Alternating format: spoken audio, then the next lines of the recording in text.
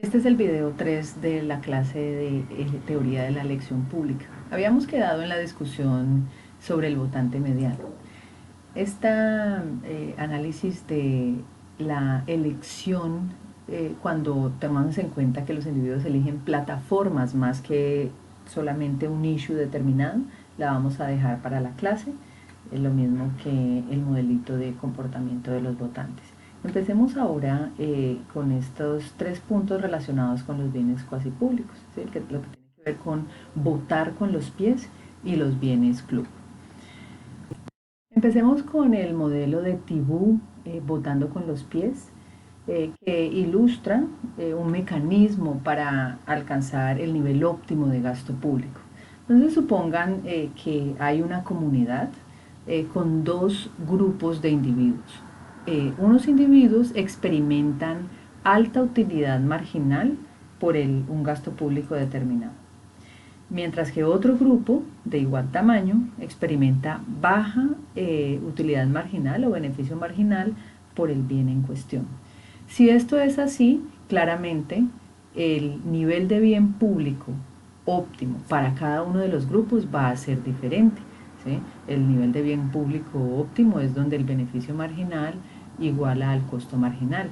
¿Sí? Los del grupo H estarían más felices con GH nivel de gasto público, los del grupo L estarían más felices con GL nivel de gasto público, pero claramente si permanecen ambos en la misma comunidad, solamente uno de las dos cantidades de bien público va a ser posible producir, así que alguno de los dos grupos va a salir perdiendo. Miremos qué tanto ganarían o perderían.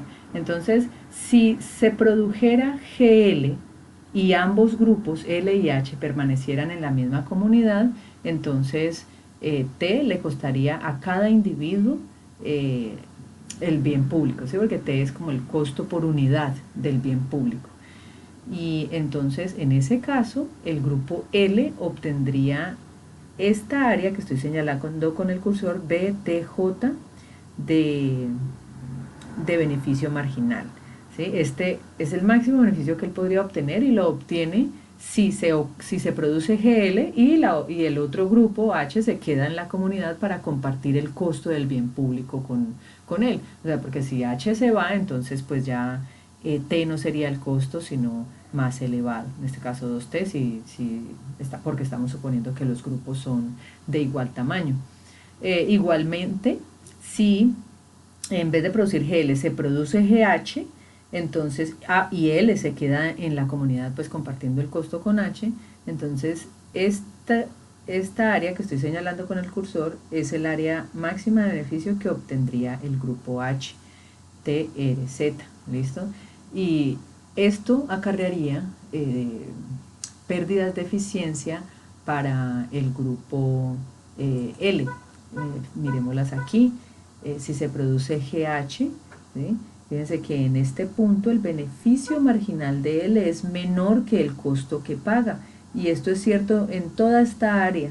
Así que esta área que estoy señalando con el cursor, la rayada, es la pérdida de eficiencia irrecuperable para el grupo L si permanece en la jurisdicción y se produce GH. Asimismo, si se produce GL, fíjense que a este nivel de gasto público el beneficio marginal es más alto que el costo marginal, por eso, por tanto, H estaría mejor si se produce más bien público y eso es cierto para toda esta área.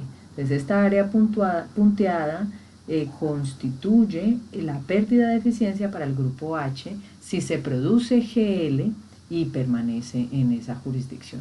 Así que, ¿en qué consiste este mecanismo de votando con los pies? Consiste en que los individuos van a agruparse en comunidades homogéneas, ¿sí? O sea, a lo mejor probablemente para estos dos grupos de individuos es separarse y cada uno formar su comunidad en donde se va a producir la cantidad de bien público que a ellos más les favorezca, ¿sí? Entonces, fíjense que este mecanismo de votando con los pies, pues claramente es un mecanismo de revelación de preferencias. Ningún individuo tendría incentivo de ocultar su preferencia porque si no se corre el riesgo de que se produzca una cantidad de bien público que no va a ser de su preferencia, ¿no? Entonces, La idea de Tibú es que van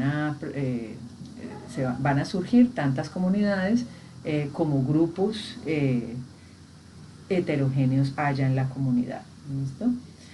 Pero claro, esto tiene algunas críticas, entre ellas es que pues, puede hacer que a los individuos les interese bastantes tipos de bienes, entonces aumentaría mucho el número de comunidades que se van a requerir para alcanzar el óptimo, ¿sí? O sea, si piensan en educación, en seguridad, en salud, entonces pues el mecanismo digamos que sería menos útil en contextos como este. Antes de mirar esto de los bienes club, miremos el otro aporte en este sentido que también constituye una crítica, y es que el mecanismo puro del modelo de Tibú de votando con los pies está suponiendo que no existen economías de escala en la producción del bien público, y la idea es que podrían ocurrir, es decir, puede ser que para alcanzar la optimalidad de Pareto no sea suficiente con que los individuos se agrupen en comunidades homogéneas para alcanzar el nivel óptimo de bien público, sino que además sean necesarios ciertos mecanismos para internalizar las externalidades que se generan cuando la gente se mueve de un lugar a otro, de una comunidad a otra, ¿sí? Porque puede hacer que la comunidad de la que se van los individuos pierda, ¿sí? Y que haya una externalidad positiva en la comunidad donde llegan esos individuos, ¿sí? ¿Eso qué quiere decir? Que para alcanzar el óptimo sería necesario que se igualara el beneficio neto a la comunidad a la que llega el individuo, ¿sí? Con la pérdida que experimenta la comunidad que deja ese individuo, ¿sí? Esa sería la manera de internalizar esas externalidades que se generan con el movimiento de individuos de una comunidad a otra. Bueno, entonces volvamos al otro punto que nos interesa en esta sección, y es el modelo de Tibú para bienes club. La idea es que existe un tamaño óptimo de club, ¿sí? Y este va a depender no solo de las economías de escala que se puedan generar, sino también de los costos de congestión. ¿Cuál es la idea? La idea es que, bueno, en los bienes club es posible la exclusión, ¿sí? Piensen, de hecho, en un club, el club campestre, ¿sí?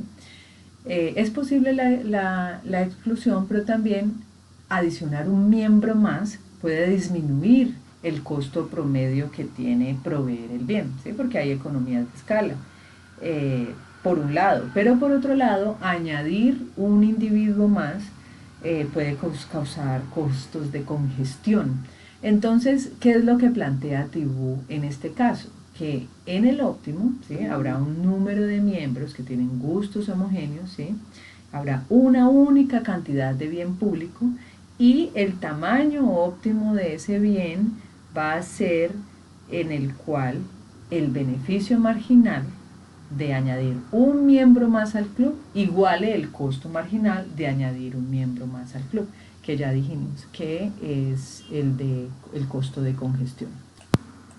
Vamos a pasar ahora a las teorías normativas de la elección pública, y aquí obligatoriamente tenemos que referirnos nuevamente a Rawls. Recuerden que ya lo mencionamos, Rawls plantea el ejercicio hipotético de la deliberación de los individuos bajo el velo de la ignorancia en la posición original, y es en esa posición original donde los individuos escogen las reglas, el contrato social, la constitución política, las instituciones que van a regir el comportamiento, la sociedad, el comportamiento de los individuos, y en general todo el sistema de justicia, ¿sí? Entonces esto va a derivarse de dos principios fundamentales en Rawls, ¿sí? Que cada persona tiene igual derecho a la mayor libertad básica posible, que sea compatible con una libertad en el mismo sentido para las demás personas. Además, en el hecho de que las desigualdades sociales y las desigualdades económicas que existan deben organizarse de tal manera que sean del mayor beneficio posible para los menos aventajados. Recuerden el principio de Maximin. Y bueno, estas tienen que estar sujetas a ciertas condiciones de igualdad de oportunidades para los individuos. Entonces, recuerden todo lo que vimos en Economía del Bienestar sobre Rawls, júntenlo con esto que acabamos de decir y entonces piensen cómo esta teoría de Rawls se vuelve tan atractiva porque constituye, a la luz pues, de la elección pública normativa, un mecanismo de unanimidad, ¿sí? O sea, un sistema de justicia estable. Entonces, esto es lo que lo hace atractivo pues, para los teóricos, ¿no? El hecho de que el sistema de justicia que a partir de la deliberación en la posición original surge es un sistema unánime. Bueno, esto por el lado de Rawls. Recuerden conectarlo con lo que vimos en la semana pasada. Tenemos en este mismo sentido los aportes de Tulloch y Buchanan. Lo que ellos dicen es, miren, piensen en individuos que están decidiendo sobre el contrato social, es decir, sobre la constitución política. Estos individuos son racionales, autorizados, como en Rawls, ¿sí?